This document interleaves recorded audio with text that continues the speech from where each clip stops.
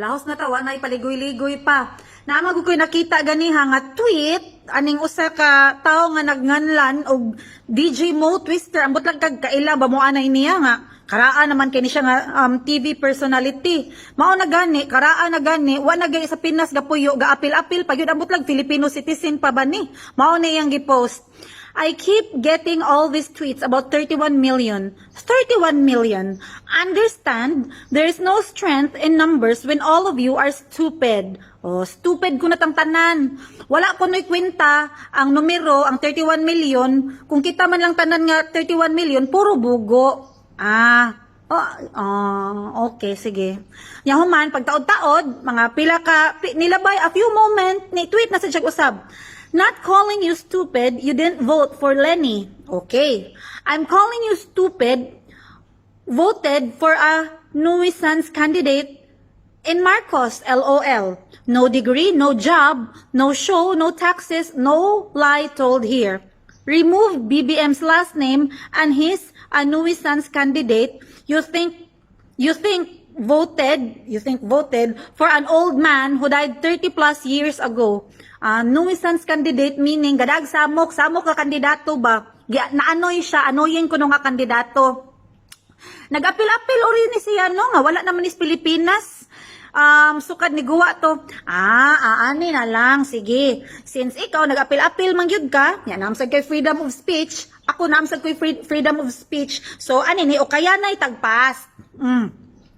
Katong pag 2010, July 28, 2010, niguha ni ang iyahang kuan. Niguha ni ang iyahang kanang video nga naghilak-hilak pa, gadrama, explaining about sa sitwasyon nilang duha sa iyang ex-girlfriend nga panganlag Rian, kay nagpakuha. Ang katong video sa Singapore to gitek tanawa ninyo, di ba naa?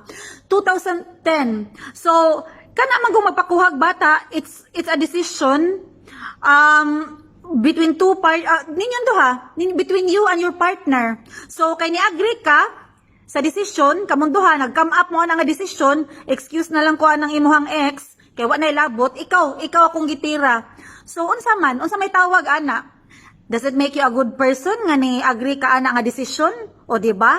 Oh, ayaw pag murag ni Sterling manggod kay ka manulti good mag-apil-apil pag yun ka. Laos na ra ba ka?